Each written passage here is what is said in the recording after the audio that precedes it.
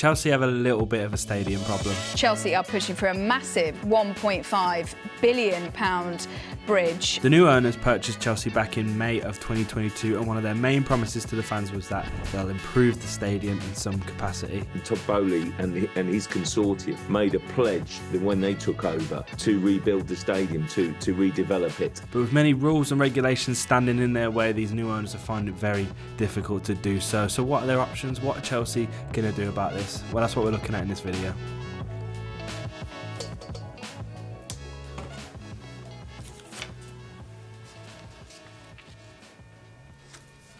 So option 1, rebuild. The idea is simple really, isn't it? Demolish the old stadium, rebuild from the ground up, but of course it's just not that easy. Stamford Bridge sits in the heart of West London in a busy area. It's bordered by 2 train lines and a bunch of property and a main road, so there's not much room to work with. Very recently Chelsea had agreed to buy the Sir Oswald Stoll Mansion Veterans Accommodation for 80 mil, which does give them that little bit more wiggle room. But the thing is, Chelsea aren't just dealing with the space around the ground, they're dealing with the space above it as well. London has a law that was put in place back in 1710 where you can't restrict the view from King Henry VIII's mound in Richmond Park, St Paul's Cathedral. And yeah, you guessed it, Stamford Bridge is like almost directly in that path. Literally, if they build any higher, it's a no-go, they can't do it, they block the view. A few years back, Roman Abramovich's idea to get around this was actually to demolish the stadium and dig down so that when they dig back up, they've got an extra tier to work with without going above the height. And finally, the final problem with this whole rebuild and knockdown process is that Chelsea would have to move for a very long time. We're looking at 5 to 6 years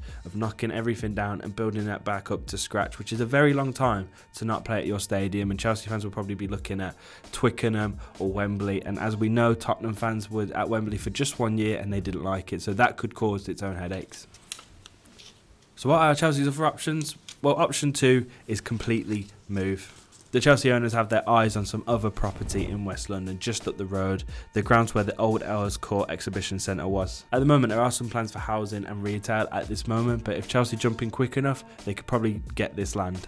And like I said, the plot of land is literally just up the road from Chelsea, literally 1 tube stop back, so it wouldn't disrupt like the local fans, they wouldn't have to go much further away from where they're currently at. And with it being a bigger plot of land, the architects would have more room to create a state-of-the-art stadium, which is what these owners want. So if this is the option that they would take, they've got one small problem in the way, and that's the Chelsea pitch owners. Back in the 1970s and 80s, Chelsea suffered plenty of financial troubles, which resulted in property developers Marla Estates owning the club. And it wasn't until a market crash in the 90s allowing Ken Bates to regain control of the stadium for the football club.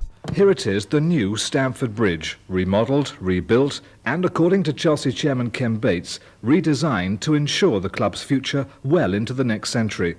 The plan to save the bridge involves asking fans to cough up £15 million to help buy the freehold from current owners Marla Estates. Already £300,000 has been pledged.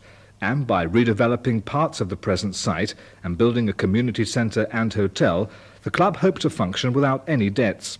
And following this, the Chelsea Pitch Owners was created, which gives fans the right to own the pitch, the turnstiles and the Chelsea name, which personally, as a Chelsea fan, I love that Chelsea fans own Chelsea, and that's only right. So when any decision gets made about, Chelsea, or if they're going to move, you have to talk to the pitch owners, and you need a 75% agreement to do so. So that would be one small problem in the way of this rebuild.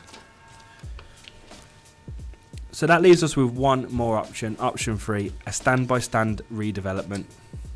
This doesn't seem to be an option that's talked about too much amongst the new owners. I don't know if they're too fond of it, but it's clear to see that Liverpool have done this, and with much success. They've kept Anfield where it's at, but they've made a new state-of-the-art stadium by just changing each individual stand at a time. And Chelsea could probably do so, especially now that they've bought that new real estate. So if Chelsea were to take that option, I feel like it would create less headaches than the other two.